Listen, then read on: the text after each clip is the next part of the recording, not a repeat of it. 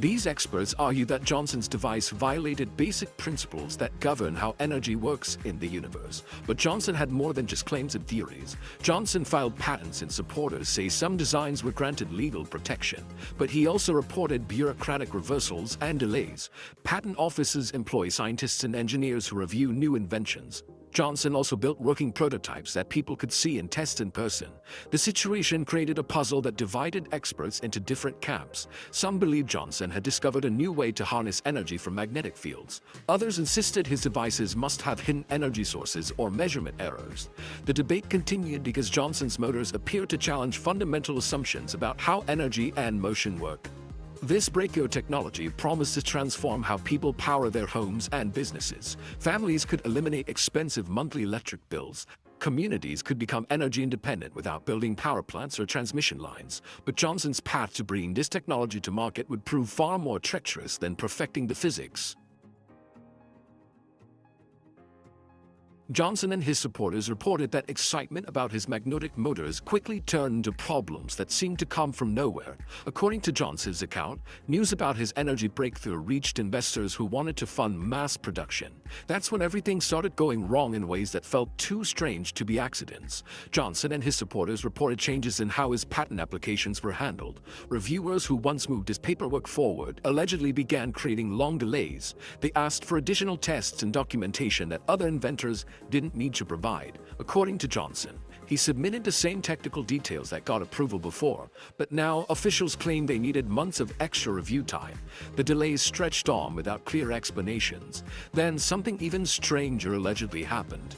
Patent examiners who had already approved Johnson's earlier designs suddenly reversed their decisions. According to his supporters, the same government officials who once said his magnetic motors deserved legal protection now claim the devices violated laws of physics.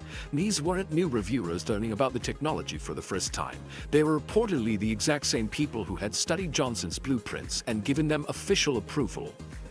Johnson reported receiving phone calls from people who seemed to know details about his work that weren't public knowledge. The callers mentioned specific aspects of his magnetic motor designs and testing schedules. According to his account, they knew when Johnson planned to meet with potential investors and which companies had expressed interest in licensing his technology. The callers didn't identify themselves or explain how they obtained this private information.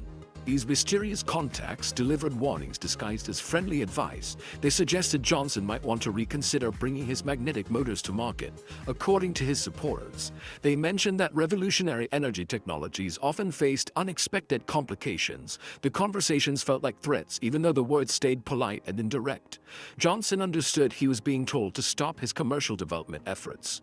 Johnson and his supporters reported a coordinated pattern of interference that included cancelled meetings with investors, vanishing business partners, missing research materials from his workshop, and unusual surveillance activity around his family's home. These accounts include long patent delays, alleged reversals of prior approvals, anonymous calls warning him off, and missing drawings. Claims that documentary will compare against patent records and outside testimony. Contemporaries and mainstream scientists often dismissed him as a fraud or a crank, which added another layer to his struggle for credibility. Johnson learned he wasn't the only inventor facing these kinds of problems, according to his supporters.